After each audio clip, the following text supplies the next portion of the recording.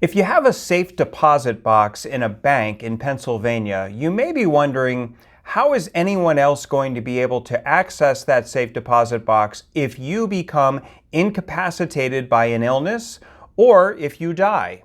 I'm Patrick Cawley with Keystone Elder Law in Mechanicsburg, Pennsylvania. I want to give you a quick rundown of how safe deposit boxes work in Pennsylvania. First of all, if you become incapacitated, the first question that comes up is, did you execute a power of attorney? So the person you give your power of attorney to is called your agent. And your agent, with that power of attorney and probably with a form completed with the bank, will be able to access the contents of your safe deposit box when you become incapacitated. That person can generally go to the bank, and the bank must treat them as if they are you because you have a power of attorney and you have legally authorized that person to act for you. Let's talk about what happens when you pass away.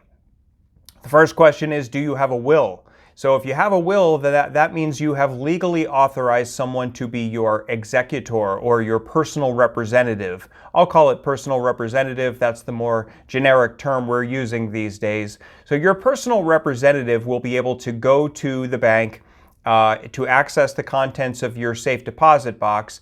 Now, if they just go there and the bank says, okay, come on in, a bank employee will accompany your personal representative and there will be an inventory taken of the box. Now, the only thing that can be removed from your safe deposit box before that inventory is completed on standard forms issued by the government will be your will if you kept it there, and I don't recommend that.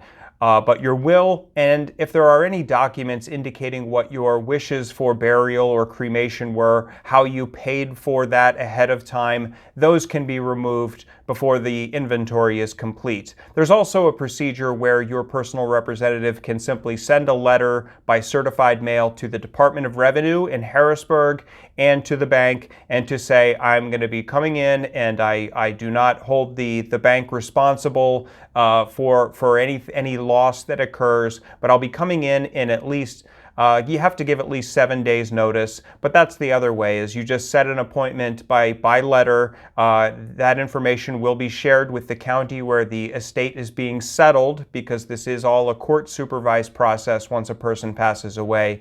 But that's the other way that your personal representative can access the safe deposit box.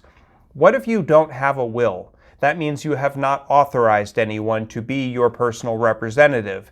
In that case, somebody needs to petition the court in the county where your estate is being settled for permission, and the court will set the conditions for accessing that safe deposit box. So whoever's appointed by the court will know exactly what they need to do. The order from the court will tell the bank what needs to happen, and they will be able to go in and access the safe deposit box. So it's important to know that if a person knows that that there is a deceased person, so you know someone has passed away and you're trying to access their safe deposit box without following these procedures in Pennsylvania law, there are hefty financial penalties for doing that. So follow the procedures, and if you need more guidance on these procedures for accessing a safe deposit box, shoot me an email at info@KeystoneElderLaw.com. That's info@KeystoneElderLaw.com, or ask a question in the comments if my explanation has not been clear.